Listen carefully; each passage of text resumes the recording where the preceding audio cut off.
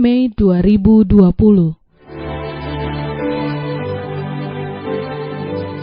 Anda sedang mengikuti renungan pagi pulang ke rumah oleh Ellen G. White, di mana setiap pagi sepanjang 1 tahun mengajak Anda untuk mempersiapkan diri yang terbaik akan saat kedatangan Tuhan Yesus yang kedua kali sudah dekat, di mana perselisihan, sakit penyakit, penderitaan, kesedihan, air mata akan berakhir. Berbahagialah hamba-hamba yang ketika Tuhan mereka datang akan ditemukan berjaga-jaga.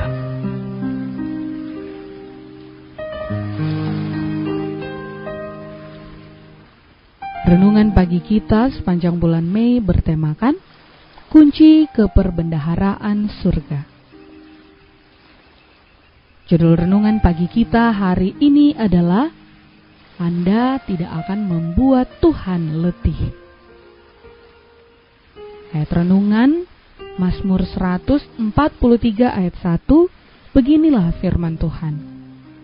Ya Tuhan, dengarkanlah doaku, berilah telinga kepada permohonanku. Biarlah jiwa diulurkan dan ditinggikan, supaya Allah memberi kepada kita napas suasana surgawi.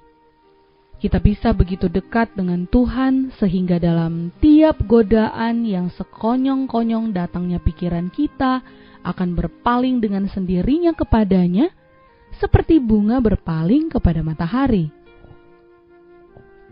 Bawalah segala kekuranganmu, kegembiraanmu, duka citamu, keluh kesahmu, dan ketakutanmu ke hadapan Allah. Anda tidak dapat memberati Dia. Anda tidak akan membuat Dia letih. Dia yang menghitung jumlah rambut di kepalamu tidaklah bersikap masa bodoh terhadap keperluan-keperluan anak-anaknya. Karena Tuhan Maha Penyayang dan penuh belas kasihan. Yakobus 5 ayat 11. Hatinya yang penuh kasih terjamah oleh duka cita kita, bahkan terhadap ucapan kita mengenai hal itu. Bawalah padanya segala sesuatu yang memberatkan pikiran. Tiada yang terlalu besar untuk ditanggungnya, karena Dia yang memerintah semesta alam. Tiada sesuatu pun yang menyangkut kedamaian kita yang terlalu kecil untuk diperhatikannya. Tiada satu bagian pun dalam pengalaman kita yang terlalu gelap untuk dibacanya. Tiada kesukaran yang terlalu sulit untuk diselesaikannya. Tiada derita yang menimpa anak terkecil sekalipun dari anak-anaknya. Tiada kebimbangan yang menyusahkan jiwa.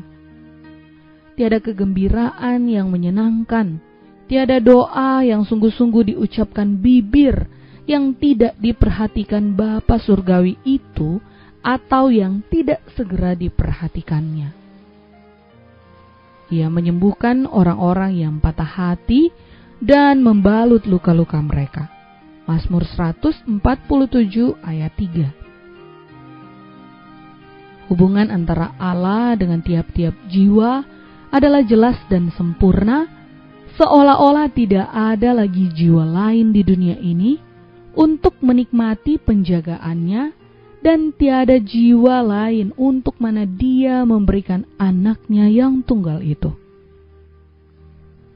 Yesus berkata, pada hari itu kamu akan berdoa dalam namaku, dan tidak aku katakan kepadamu bahwa aku meminta bagimu kepada Bapa, sebab Bapa sendiri mengasihi kamu, karena kamu telah mengasihi aku dan percaya bahwa aku datang dari Allah. Yohanes 16 ayat 26 dan 27.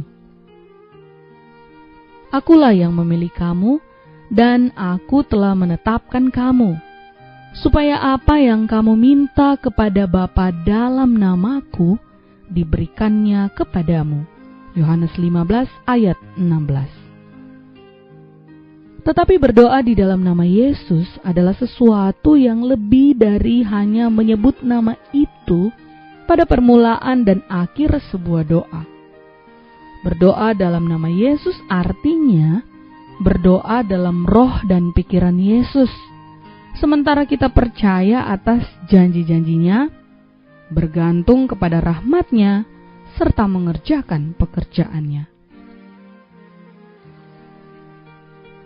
Tuhan tidak bermaksud supaya ada di antara kita menjadi petapa atau menjadi rahib dan mengasingkan diri dari dunia dalam usaha membaktikan diri kita sendiri untuk mengerjakan ibadah. Kehidupan itu haruslah seperti hidup Kristus, antara gunung dan halayak ramai. Orang yang pekerjaannya tidak ada selain berdoa saja akan segera berhenti berdoa, atau doa-doanya akan menjadi sekedar hal rutin saja. Kebahagiaan Sejati halaman 112 dan 113. Mari kita akhiri renungan pagi yang indah ini dengan berdoa. Bapa yang penuh kasih, kami berterima kasih sudah tiba kembali hari ini di hari Sabat Tuhan yang suci. Kami tidak bisa lagi pergi ke gereja, dan hari ini, Sabat ini adalah Sabat yang ke-7 kami bersama dengan keluarga kami beribadah di rumah dan tidak bisa bersekutu dengan umat-umat-Mu di jemaat atau di gereja ya Tuhan. Kami sudah merindukan bertemu dengan sahabat-sahabat kami untuk mendengarkan firman-Mu, untuk saling menguatkan, saling mendoakan di jemaat satu dengan yang lain. Itulah kerinduan kami Tuhan.